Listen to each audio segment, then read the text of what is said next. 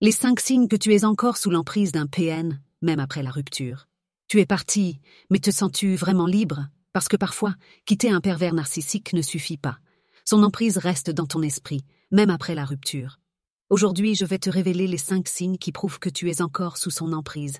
Et surtout, comment t'en libérer totalement.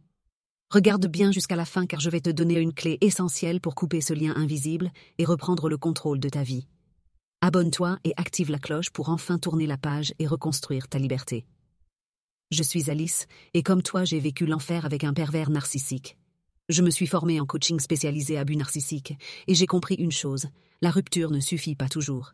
La vraie libération se passe dans ta tête, et si tu ressens encore un de ces signes, alors il est temps d'agir. Si tu veux apprendre à te reconstruire et à te libérer totalement, télécharge mon guide gratuit. Découvrez les secrets pour survivre face à un PN et enfin reprendre votre pouvoir. Lien en description. Tu as peut-être coupé le contact, mais son empreinte est encore là. Voici les 5 signes qui montrent que son emprise n'a pas totalement disparu. 1. Tu penses encore à lui en permanence. Même si tu sais que c'est une personne toxique, il occupe encore ton esprit. Tu rejoues les conversations, tu analyses ses comportements, tu essayes de comprendre pourquoi tout ça est arrivé. Le problème, plus tu penses à lui, plus tu restes coincé dans son univers. Pourquoi c'est dangereux?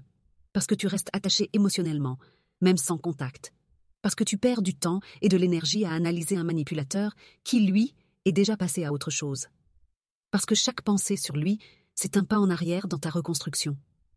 Si tu veux avancer, tu dois remplacer ces pensées par quelque chose de nouveau, quelque chose qui t'appartient vraiment. Dis-moi en commentaire, penses-tu encore à lui malgré la rupture? 2. Tu ressens de la culpabilité, même si c'est lui le coupable. Il t'a manipulé pour que tu sois toujours celle qui porte la faute. Il t'a conditionné à croire que tu aurais pu faire mieux, que tu aurais pu le sauver. Et même après la rupture, cette culpabilité reste là, comme un poison dans ton esprit. Pourquoi c'est dangereux? Parce que la culpabilité t'empêche de voir la vérité. Tu n'es pas responsable de ses actes. Parce que plus tu te sens coupable, plus tu restes attaché à lui psychologiquement. Parce que la culpabilité te pousse parfois à lui donner encore une chance. Et c'est ce qu'il attend. Tu n'as rien à te reprocher. C'est lui qui a créé cette relation toxique. Ne porte pas un fardeau qui n'est pas le tien. Si tu refuses d'être prisonnière de cette culpabilité, écris « Je me libère » en commentaire. 3. Tu es incapable de poser des limites aux autres. Après une relation avec un PN, beaucoup de victimes ont perdu leur capacité à dire non. Pourquoi? Parce que tu as été habitué à marcher sur des œufs, à éviter les conflits, à t'effacer pour ne pas provoquer sa colère. Et maintenant, tu as du mal à t'affirmer, même avec d'autres personnes. Pourquoi c'est dangereux? Parce que sans limite, tu risques d'attirer d'autres manipulateurs. Parce que tu risques de t'épuiser à toujours vouloir faire plaisir aux autres. Parce que l'absence de limite te maintient dans une dynamique de soumission et de peur. Mais bonne nouvelle, poser des limites, ça s'apprend. Et plus tu le fais, plus tu reprends confiance en toi. Si tu veux apprendre à dire non sans culpabiliser, écris « Je reprends mon pouvoir » en commentaire. 4. Tu ressens un vide énorme, comme une dépendance. Tu sais que c'était une relation toxique, et pourtant, tu ressens un manque immense, comme une dépendance. C'est normal.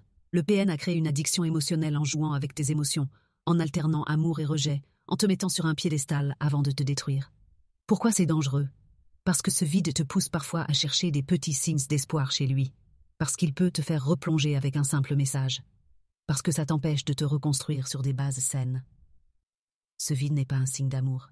C'est un symptôme du traumatisme. Et il se comble avec une chose. Toi.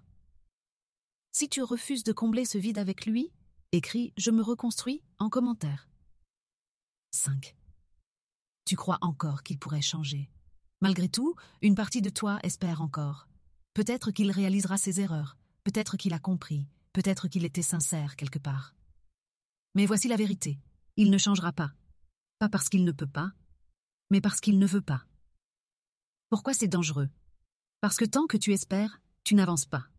Parce que tu laisses la porte ouverte à une nouvelle manipulation. Parce que tu te prives d'un avenir libre et sain. Le jour où tu acceptes qu'il ne changera jamais, c'est le jour où tu es enfin libre. Écris « Je choisis ma liberté » en commentaire si tu refuses d'attendre un changement qui n'arrivera jamais. Maintenant que tu as reconnu ces 5 signes, la vraie question c'est « Comment t'en libérer complètement ?» Si tu veux apprendre à couper définitivement son emprise, télécharge mon guide gratuit. Découvrez les secrets pour survivre face à un PN et enfin reprendre votre pouvoir. Lien en description. Si cette vidéo t'a aidé, mets un like, abonne-toi et rejoins la communauté Empower Mom.